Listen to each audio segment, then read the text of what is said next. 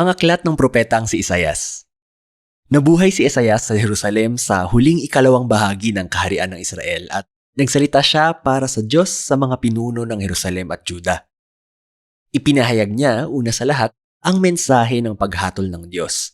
Nagbabalas siya sa mga masasamang pinuno ng Israel na may kapalit ang kanilang pagrerebelde sa kasunduan nila sa Diyos. Gagamitin ng Diyos ang malalaking imperyo ng Assyria at pagkatapos nito ay ang Babylonia para hatulan ang Jerusalem kung magpapatuloy sila sa pagsamba sa mga Diyos-Diyosan at pang-aabuso sa mahihirap. Pero ang pahayag na ito ay may kasamang mensahe ng pag-asa. Matindi ang paniniwala ni Isaias na darating ang araw na tutuparin ng Diyos ang lahat ng kanyang pangako sa kasunduan. Magpapadala siya ng isang hari mula sa angkan ni David para itatag ang kaharian ng Diyos. Naaalala mo ang ikalawang Samuel 7? Siya ang mangunguna sa Israel sa pagsunod sa lahat ng kautusan ng kasunduang ginawa sa bundok Sinai. Balikan mo ang Exodo Kabanata 11. At lahat ng ito ay para dumaloy ang pagpapala at kaligtasan ng Diyos palabas sa lahat ng bansa gaya ng pangako ng Diyos kay Abraham sa Genesis Kabanata 12. Ang pag-asang ito ang nagtulak kay Isaias para magsalita laban sa katiwalian at pagsamba sa mga Diyos-Diyosan ng Israel sa panahon nila. Komplikado ang disenyo ng libro pero may simpleng paraan para makita ang koneksyon sa bawat bahagi. Ang Kabanata 1 hanggang 39 ay naglalaman ng 3 malalaking seksyon na bumubuo sa babala ni Isaias tungkol sa pagpaparusa sa Israel. Magtatapos ang lahat sa isang pangyayaring tutukuyin sa dulo ng Kabanata 39, ang pagbagsak ng Jerusalem at pagbihag sa mga tao sa Babylonia. Pero sa Kabanata 1 hanggang 39, may mensahe din ng pag-asa. Pagkatapos silang mabihag, matutupad ang lahat ng mga pangako sa kasunduan ng Diyos. At itinuloy sa Kabanata 40 hanggang 66 ang pangako ng pag-asa na yon at pinalawak pa ito. Sa video na ito, tututukan natin ang Kabanata 1 hanggang 39. Ang unang pangunahing seksyon ay nakatuon sa pangitain ni Isaias tungkol sa paghatol at pag-asa para sa Jerusalem. Nagsimula ito sa pag-akusa ni Isaias sa mga pinuno ng lungsod. Nagrebelde sila laban sa kasunduan, sumamba sa mga Diyos-Diyosan at hindi makatarungan. Sinabi ng Diyos na hahatulan niya ang lungsod, magpapadala siya ng mga bansa na sasakop sa Israel. Sinabi ni Isaias na kagaya ito ng isang apoy na naglilinis. Susunugin ang lahat ng walang halaga sa Israel para lumikha ng bagong Jerusalem na puno ng mga taong nakaligtas, nagsisisi at nagbabalik loob sa Diyos. Sinabi ni Isaias na mangyayari yan pagdating ng kaharian ng Diyos at lahat ng bansa ay pupunta sa templo sa Jerusalem para matutuhan ang katarungan ng Diyos. Ito ang magdadala ng panahon ng kapayapaan at pagkakaisa sa buong mundo.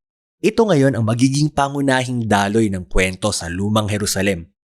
Hahatulan para maging malinis, tapos magkakaroon ng bagong Jerusalem. Paulit-ulit ito sa buong libro at pupunuin pa ng mas maraming detalye. Sa gitna ng seksyong ito ay ang dakilang pangitain ni Isaias tungkol sa Diyos na nakaupo sa kanyang trono sa templo. Napapaligiran siya ng mga nilalang sa langit na sumisigaw na ang Diyos ay banal, banal, banal. Tapos biglang may isip ni Isaias kung gaano siya kasama at ang bayang Israel. Sigurado siyang wawasakin siya ng kabanalan ng Diyos, pero hindi yon nangyari. Ang kabanalan ng Diyos sa anyo ng nagbabagang uling ay lumapit at pinaso siya, pero hindi para wasakin. Imbis na masira, nilinis siya nito mula sa kanyang kasalanan. Habang pinag-iisipan ni Isaias ang kakaibang karanasan na ito, pinadala siya ng Diyos sa isang napakahirap na misyon. Kailangan niyang patuloy na ipahayag ang parating na paghahatol.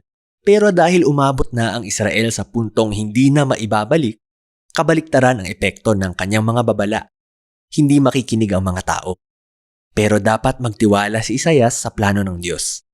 Puputulin ng Israel kagaya ng isang puno at may iwan na parang tuod sa bukid. At ang tuod na iyon ay masusunog. Pero pagkatapos sunugin, sinabi ng Diyos na ang nagbabagang tuod na ito ay isang banal na binhi na mabubuhay sa hinaharap. Isang maliit na tanda ng pag-asa. Pero sino o ano ang banal na binhi na yon? May sagot dyan ang natitirang bahagi ng seksyon na ito. Hinarap ni Isaias si Ahaz, kabilang sa lahi ni David at hari ng Jerusalem. Sinabi niya na babagsak ang hari. Sinabi ng Diyos na ang malaking imperyo ng Assyria ang unang tataga sa Israel at sisira sa lupain, pero may pag-asa.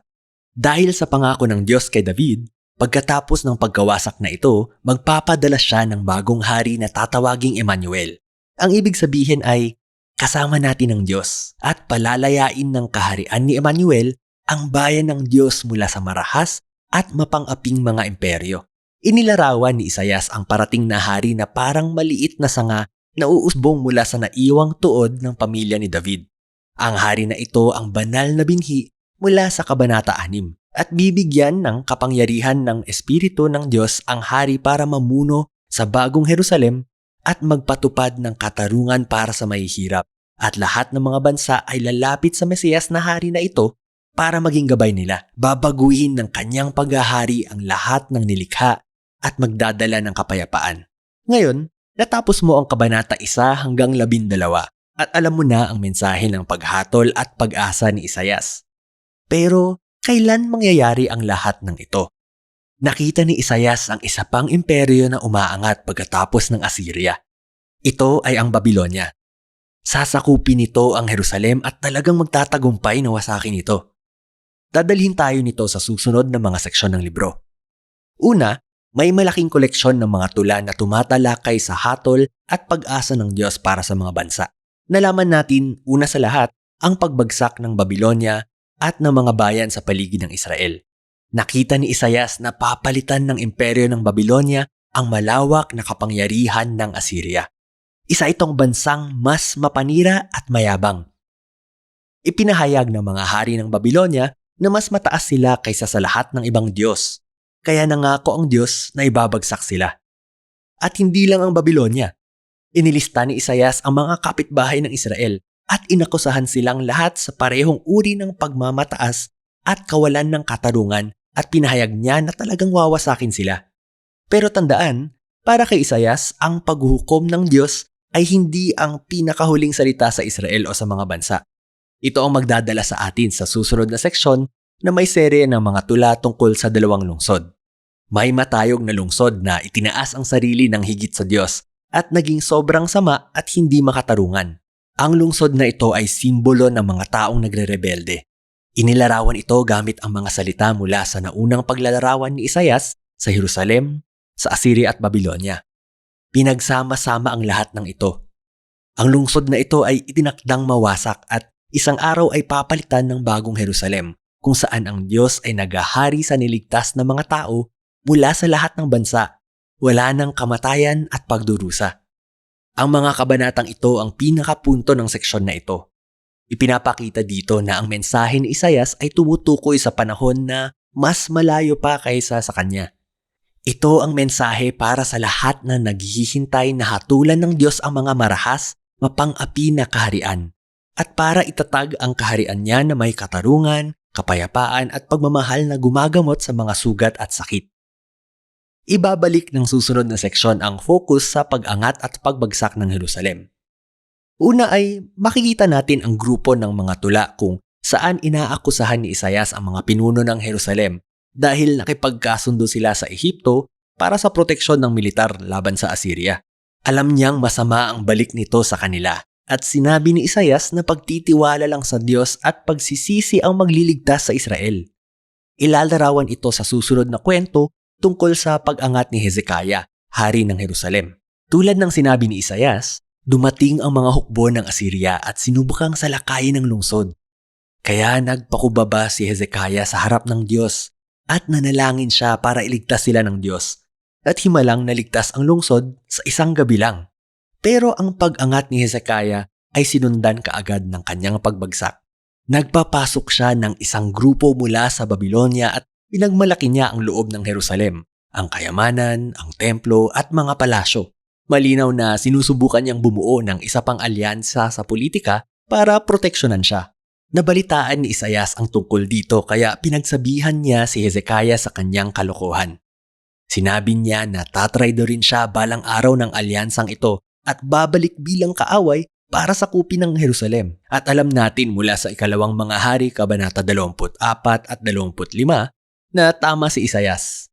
Pagkalipas ng 100 taon, sinugod ng Babilonya ang Jerusalem. Dumating at sinira ang lungsod, ang templo at dinala ang mga Israelita para maging bihag sa Babilonya. Kaya ang lahat ng babala ni Isaias tungkol sa hatol ng Diyos mula sa kabanata 1 hanggang 39 ay darating sa puntong ito.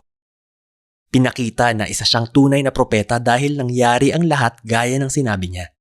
Pero tandaan, ang layunin ng paghatol ng Diyos ay para linisin ang Jerusalem at dalhin ang banal na binhi at kaharian ng Mesiyas sa lahat ng bansa. At ang pag-asang yon ang pag-aaralan sa susunod na bahagi ng libro. Pero sa ngayon, ito ang tungkol sa Isaias kabanata 1 hanggang 39.